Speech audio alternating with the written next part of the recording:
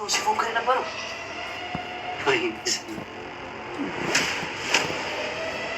እሱ ግን አልቻለም።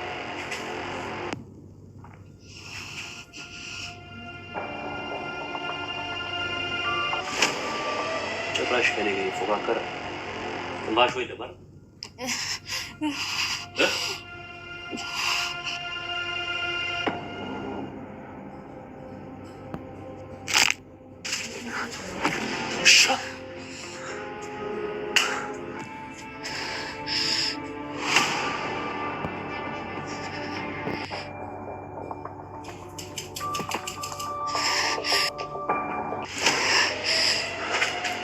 ተጀርጀብ አላወቀኝም። ማን እንደሆንኩኝ አላወቀኝም። እኔ መድብል ነኝ።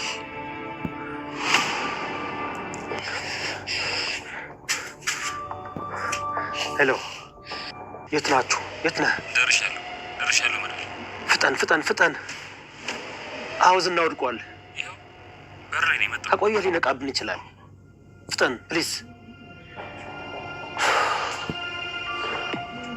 ተጀርጀብ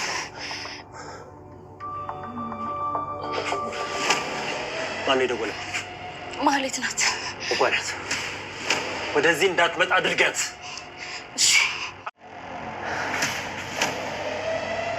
ዝናውን እንደቆ ሞገስ ነግሬ ነበር። ይህንን ደደብ አልምራውም ብዬ ነው። በእጅ አስገፋዋለሁ ብዬ ነው።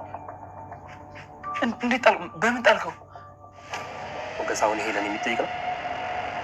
ገርሞኝ እኮ ነው። እንዲህ የአልኮል መርፌ ይዘህልኝ መጣ? አዎ አምጥቻለሁ። ራሱን ያመጣው? አዎ ራሱን። ስታይ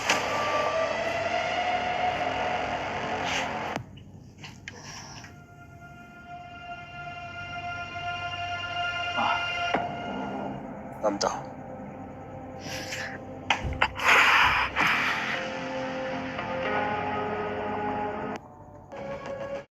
ሰላም ውድና የተከበራችሁ ቤተሰቦች እንዴት ናችሁልኝ? እግዚአብሔር ይመስገን ከኔ ጋር ሁሉ ነገር ሰላም። እንደናንተ እንዴት ናችሁ? አለሁላችሁ ውዶችዬ። ሰላምታ ይበያላችሁ በድረሳችሁ። ላይክ በማድረግ ቪዲዮውን ጀምሩ እስከ መጨረሻ ማየት ሀሳብ አስተያየታችሁን አስቀምጡልን። እንግዲህ በዛሬ በአዲስ ቪዲዮ ብቅ ብለናል። እስከ መጨረሻ አብራችሁን ቆዩ እንላለን ማለት ነው። በዛሬ ቪዲዮ እንግዲህ ዝና ተዘርሯል ማለት ነው። በሱም እንግዲህ መድብልን ሞቷል ብሎ አስከሬን ላንሳ ብሎ የመጣው ሰውዬ እሱ ራሱ አስከሬን ሆኖ ተኝቷል። በህይወት እንግዲህ ተለዋዋጭ ናት። አንዳንድ ነገሮችን ግዴታኛ በፈልግናቸው ሳይሆን ፈቃድ እግዚአብሔር ካልሆነ በተገላቢጦች ሊሆን ይችላል። እንግዲህ የመድብልን ኤፍራታን ተጠቅሞ ዝና አስፈራርቶ መግደል እንዳለባት መድኃኒቱን ቢሰጣትም አልተሳካላትም ማለት ነው። በራሷ ፍራቻ ከዛም አልፎ እንግዲህ መድብል በጣም ጠርጥሮ ነበረ። አይኗን እያያት ነበረ። በዛም እንግዲህ ኤፍራታ ራሱ መረጋጋት አልቻለችም፣ ወደ ራሷ መመለስ አልቻለችም ነበረ። በጣም ውስጧ ጋር በጣም ብዙ ነገሮች ቻሌንጅ እያደረጓት ነበረ።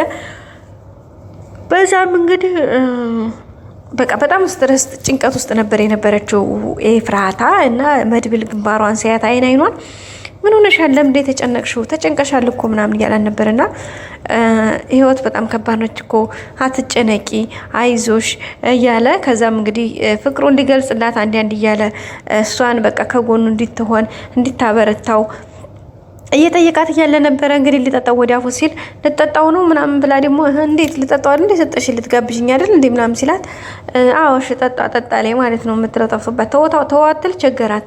እና በመጨረሻም እንግዲህ መድብል ውስጡ በቃ ጥሩ እንት ስላላለው ቁጭ አደረገው። ሁለተኛም ወሬ ሲያወሩ ቆዩና መልሶ አነሳው ሊጠጣው ካለ በኋላ አሁንም አስቀመጠው ማለት ነው። በመጨረሻ እንግዲህ ዝና ደወለ በኤፍራታ ስልኩን ደንግጣ አላነሳችውም። ማን ነው ሲላት ዝም ነው ያለችው። መጨረሻ ላይ ስልኳን ቀምቶ አምጪ ብሎ ሲታይ የዝና ስልክ ማለት ነው። የዝና ስልክ መሆኑ ሲታይ ኦኬ ከኔ ጋር ብዙ ነገር አስበን ብዙ ነገር ነግሬሽ ብዙ ነገር ተማክረን ህይወት ነገ ጧት ሌላ ብዙ ነገሮችን እንደምናደርግ ተመካክረን እንዴት አሳልፈሽ ትሰጭኛለሽ? እንዴት ከጀርባ ሌላ እንትን ወጥመድ እያዘጋጀሽልኝ ነበረ? ከዝና ጋር እየሰራሽ ነበር ያለው። እንግዲህ መድብል በጣም ነበር ያዘነባት ኤፍራታን። እሷም እንግዲህ አይ አስገድዶኝ ነው እገልሻለሁ ስላለኝ ነው የመጨረሻሽ ነው ሲለኝ እንግዲህ ከፍርሃት አንጻር ያደረኩት ነው አትፍረድብኝ ነበር ያለችው ማለት ነው። መድብልም ታዲያ ቢያስፈራራሽ ለምን ያናነግሪኝም እንዴት ትጨክኝብኛለሽ? ለእኔ መድኃኒት እኮ አይገባኝም። እኔ እኮ አንቺን ብዙ ነገር እያዋየውሽ እያማከርኩሽ እንዴት ታደርግኛለሽ? እኔም ቸግሮኝ እኮ ነው የወንድሜ ጉዳይ ሆኖብኝ ነው ለምን እንደዛ ያደረግሽ ብሎ እንግዲህ ተቆጥቷታል።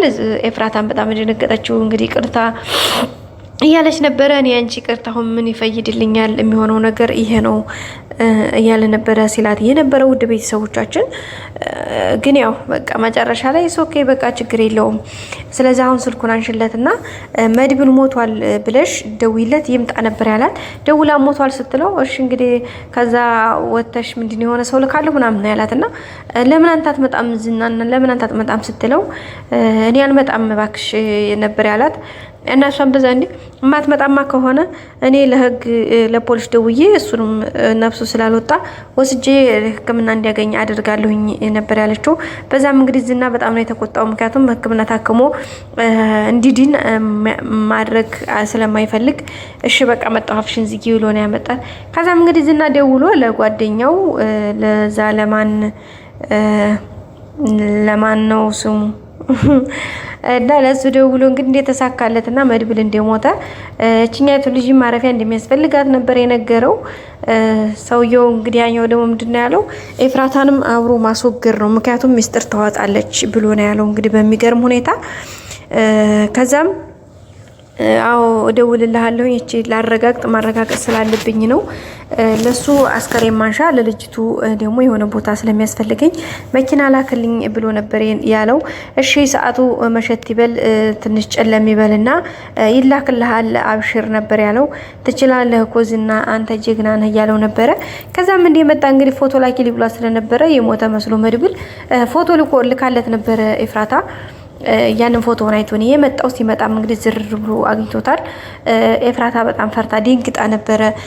መድብል ደግሞ ምንም ይሆን ነገር ጮሃለው ድምጽ አስተማለው ብትይ ውርድ ከራሴ አንቺን ነው አስቀድሜ የምገልሽ ስላላት እንግዲህ ነገሮችን ለመቆጣጠር ሞክራለች ማለት ነው ኤፍራታ።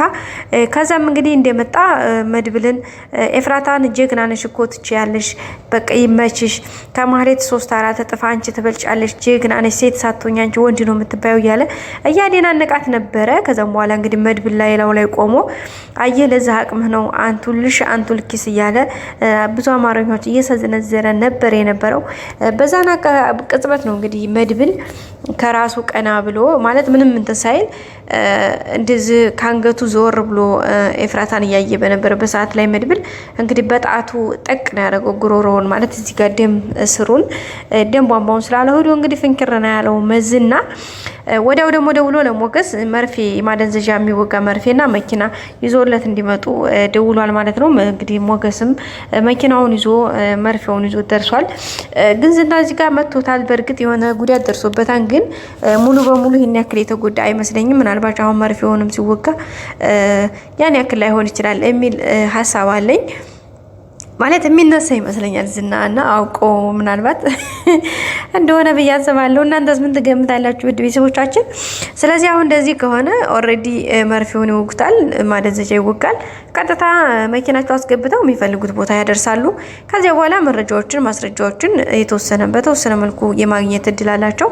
ከዛም እንግዲህ ብሩኬ ያለበትን ለማወቅ አልፎም ደግሞ ለብሩኬ ለመድረስ ትልቅ አድቫንቴጅ ነው ብዬ ተስፋ አድርጋለሁ። በእርግጥ ዝና ቢነቃም ዝና ምንም የሚናገረው ነገር የለም ማለት ኃይለኛ ነው። ሚስጥር በጣም ነው የሚደብቀው። እንደዚህ የነገር ፈተና ገጠመኝ ብሎ የሚፈራ አይመስለኝም። ሊፈራም አይችልም ማለት ነው። እንደዛ ነው ብዬ የማስበው ውድ ቤተሰቦቼ። እሱን እንግዲህ በቀጣይ የምናየው ነው የሚሆነው ማለት ነው። በዛሬው ክፍል እንግዲህ ይህን ይመስል ነበረ። ሌላው ኤፍራታና ዝናው እንዳለው ነው። ማህሌት እንግዲህ እዚህኛው ላይ ምንም የለችም። ምክንያቱም ከማህሌት ላይ ወደ ኤፍራታ ዙሯል ዝናና እንግዲህ ዝና በጣም ከባድ አደጋ ውስጥ ነው የሚገኘው። እንግዲህ እነ መድብል ባጭር ተሳክቶላቸው ወንድማቸውን የሚያገኙበት አጋጣሚ ይፈጠራል ብለን ተስፋ እናደርጋለን። ዳጣም እንግዲህ ከቤተሰቦቿ ጋር የተለያዩ ቻሌንጆች ቢገጥሟትም አሪፍ ጊዜ እያሳለፈች ነው። ደስ የሚል ጊዜ ላይፍ እያሳለፈች ነው ማለት ነው። ሌላው ቅድስቴና ምሳሌም እንግዲህ ያው ቅድስቴ ተደጋጋሚ የምሳሌ ጥያቄዎች ቢበረቱባትም ግን ደግሞ ታግሳ ማለፍ እንዳለባት ነገሮች ተረድተዋትኝ እንግዲህ አድርግ ያለቻትንም ተዛሬ አንዱን ነገ አንዱን የተወሰነ ነገር በማመቻቸት ሁኔታ ውስጥ በማመቻቸት ሂደት ውስጥ ነው ያለችው ማለት ነው። ምክንያቱ በቃ የሆነ ፈልጋ የምታጣው ነገር እንዳትኖር እያደረገች ነው ቅድስቴ። እንግዲህ በቅርቡ ደግሞ ብሩክን መጥቶ ቅድስቴና ብሩክን ሰርግ የምንበላበት ሰዓት ቅርብ እንደሆነ እንመኛለን። ውድ ቤተሰቦቻችን በቀጣይ ክፍል በአዲስ ቪዲዮ እስከምንገናኝ ሰብስክራይብ፣ ላይክ እያደረጋችሁ ጠብቁን። ሁሌም አብራችሁን ስለሆናችሁ ምስጋናችን ከፍ ያለ ነው። መልካም ጊዜ በያላችሁበት